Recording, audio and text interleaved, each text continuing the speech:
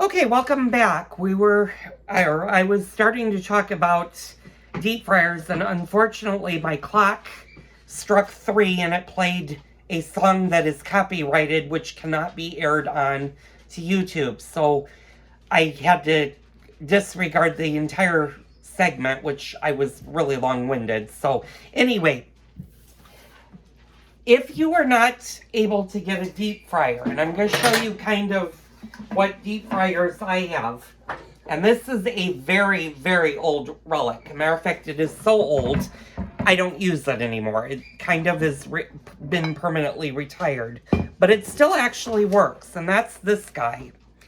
The reason I don't use it is because of this. And I don't know if you guys can get a clear shot of this, but this is actually a power cord. It's this power cord, but it's a fabric power cord. They made these were very popular in the 1950s. A lot of kitchen appliances had cords similar to this.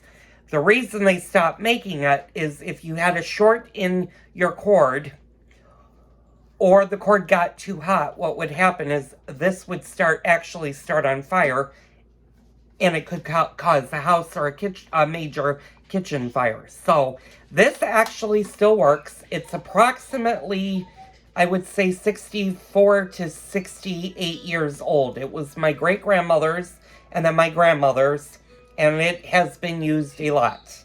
I actually have used this in the past. It still works perfectly.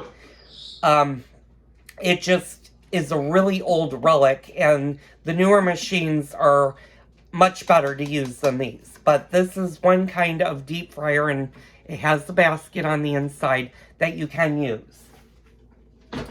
My choice of deep fryers is a new guy that my husband got me last year, and that's this thing. And it's got your control heat knob, your power light indicator, your oil indicator, your temperatures in both Celsius and Fahrenheit, and then it's got the basket and the controls down there. It's a much safer deep fryer to use versus the old relic. Now, you might be saying, well, this looks like a really great recipe to make. I'd like to make it. I don't have a deep fryer. If you have a cast iron with enamel pot, you certainly can make it in that. If you don't have a cast iron that has enamel, you can also make it in a regular cast iron pot. Now, if you're saying, well, I don't have one of those, you can make it in a stainless steel pot. Just keep in mind that you want to make sure you know your oil's temperature. And you can go online and find almost any web search for an oil thermometer, and you'll find a lot of thermometers that you can put in oil, and you can see what your temperature gauge is going to be. Now, can you do this in the air fryer? And I've thought a lot about this. I honestly am going to tell you I don't know, because I've never attempted to make this in an air fryer.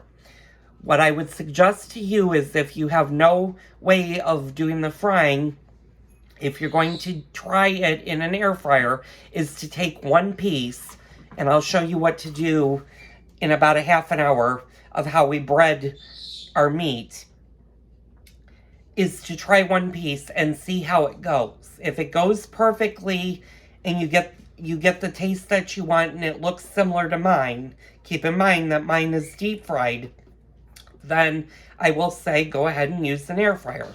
I just don't have, I've never done anything in the air fryer, so I don't know how an air fryer differs from a deep fryer, other than you won't have the oil taste to it. And speaking of the oil, you're going to need to start to gather your oil for the deep frying, if you're going to do it in the deep fryer or if you're going to do it on the stove. And I would suggest using a vegetable oil. You can certainly use Crisco. I use the generic vegetable oil that I buy in I think it comes in a 5-gallon or even a 20-gallon. I'm not quite sure. It's huge. I get it at my local GFS store.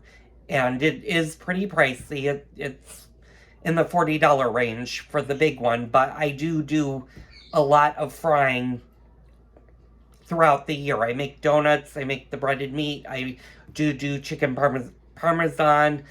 I do... I'm trying to think what else my fried chicken. I think that's about all eggplant parmesan. I do use it for eggplant parmesan. Although I do usually do those on the stovetop versus the deep fryer. And then if I make like mozzarella sticks, onion rings, French fries, I'll use the deep fryer. It just makes it much easier to do. So start getting your oil together. If you're going to do it in a pan or on the stove, you're going to want your oil to be about 2 to 3 inches deep. So you're going to want to make sure that your pot can accommodate at least a 2-inch or a 3-inch thing of oil.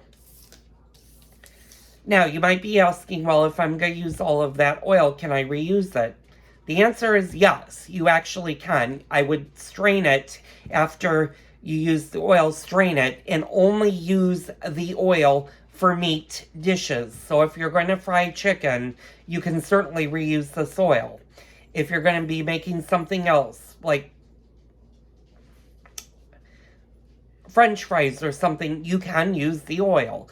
Just keep in mind that you have used it for meat. So try to keep it more with the meat-based versus don't do something sweet like donuts. Sorry, that wasn't on my... did that for dramatic effect. But you don't want to take an oil that meat has been in and then use it for something sweet. So if you're doing a donut or a fried sweet bread, you don't want to use the oils. And the same is true the other way. If I made a batch of donuts using oil and reuse it, I don't want to use it for breaded meat, because once you do that, then it's got to stay for meat. And always keep your excess oil after you fried in your refrigerator. That way you're not getting bacteria building up in the oil, and the oil is not going to turn rancid, because oil will go rancid if it sits in air temperature for too long. So in about 20 minutes, we'll be back to start getting the breaded meat together, and I will show you exactly what to do. In the meantime, you're going to need flour. You're going to need breadcrumbs, and I use plain breadcrumbs. You can use seasoned breadcrumbs. I've never done it before, so I don't know what your outcome would be. You can experiment. The one thing I would suggest not doing is using panko breadcrumbs, and the reason being is panko breadcrumbs will actually burn at a certain temperature in oil, and you don't want your breaded meat getting ruined. You could do the panko and try it in the air fryer and see how that goes. I'm not sure what results you'll get, but I always use plain breadcrumbs. You're also going to need 4 large eggs. And like I said, in 20 minutes, I'll come back and show you what we need to do.